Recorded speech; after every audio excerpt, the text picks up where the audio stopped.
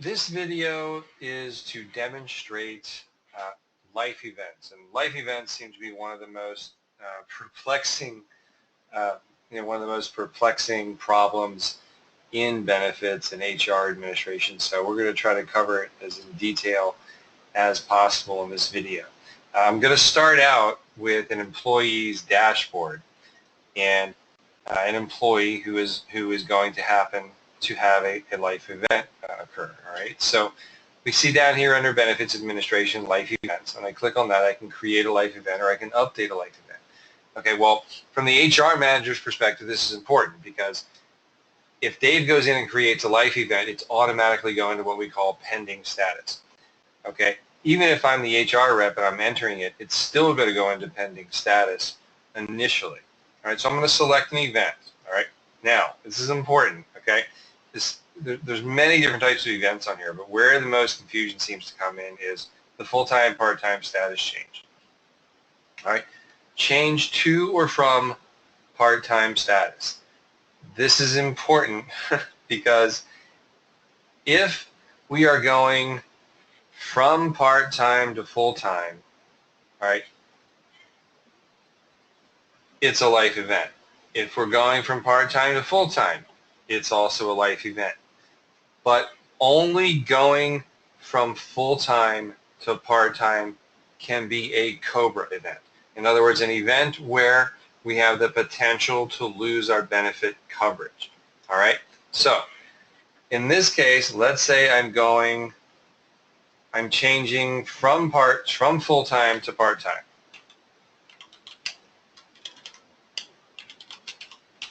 All right, and I'm going to come down here and I'm going to enter the life event date. Okay, this is important. So let's say the life event date, I just found out about it on Monday. All right, now it is a COBRA event. So I must make sure that I check that COBRA event box. Most cases in something like this, there's changing to full-time to part-time, there's not going to be any documents required. However, if there's an event such as military leave or going to Medicaid or Medicare, or maybe even using now going on your spouse's coverage, or if your spouse loses coverage, a carrier may require documentation to see that a spouse has lost coverage and you were on it as a dependent, and now subsequently or consequently you've got to get coverage on your employer's plan even though you are beyond the open enrollment period. Okay, so in those cases we need to sometimes upload documents. So I'm going to go ahead and I'm going to create this life event and I'm going to get the confirmation. Now what happens here is the HR manager is going to be sent an email that there was a life event, okay, so that they know to go in and look at and approve or disapprove of Dave's life event. Okay, so we'll come down here and we see life events. And I'm going to go in to look at updating a life event. You can only have one active life event open at a time. So here we see the life event that we just entered. All right. And I can see that there's no documents. And I can see that it's in pending status. All right. So what I'm going to do is I'm going to approve the life event.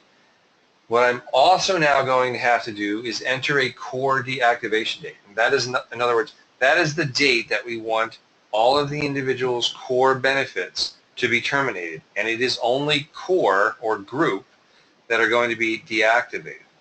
All right, any voluntary product can still continue, all right, if the employee desires. If the employee doesn't want to have it going anymore, then they can, then of course they can always, it's a voluntary product, they can always terminate it. All right, so I'm going to go in and I'm going to enter the core deactivation date. All right, and I'm going to enter it on as the 11th. Okay, all right, so anything after May 11th, or any payrolls after May 11th, there will no longer be a payroll deduction for this employee. All right. So, and the reason I chose the 11th is, let's say it's a biweekly payroll or a semi-monthly payroll, and the paycheck date is 5/10. All right. So we want to make sure that we still deduct it on 5/10 because the person's life event wasn't until 5/9, which means they had coverage in the month of April. All right. and the period 5, and the check date 5/10 was going to cover the second half of April's payroll period, in which the person did have coverage and does need to pay for it. So I want to make sure I don't deactivate the deductions for the core too soon. I'll simply select update, and it's done. Okay, now let's look at it from a different perspective, where we're going to create a life event that is not a COBRA event, that it goes actually the other way and really becomes basically a benefit eligible event. So let's say it's also full-time to part-time status change, but this time it's going to be a change from part-time to full-time. Now this could also be the case, like I said before, if an employee's spouse loses coverage on which they were a dependent, they would also need to now be trying to seek coverage under their employer's plan. And it's a life event, but it's certainly not a COBRA event. So we're going to go down here and we're going to, again, select the life event date. We'll select the 9th again. We're not going to check COBRA event. We don't have to upload any documents. We're going to create it.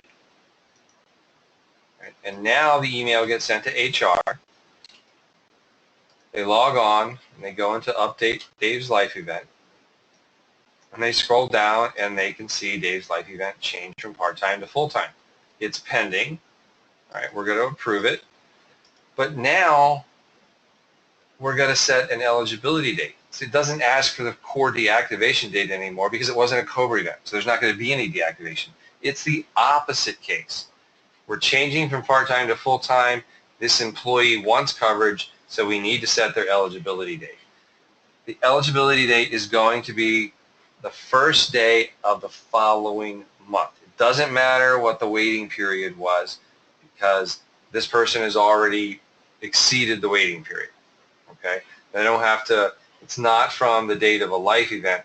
It's based on dates of hire and then the waiting period. Okay? So as long as it's still not within that, let's say it's a 60-day waiting period, as long as it's not 60 days since they were hired, it's just going to be to the 1st. It's not going to be 60 to the 1st, okay?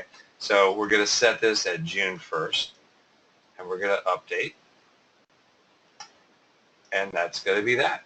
And really, that's really all there is to it in creating a life event. All right, so I hope this video has been helpful, and I look forward to working with you.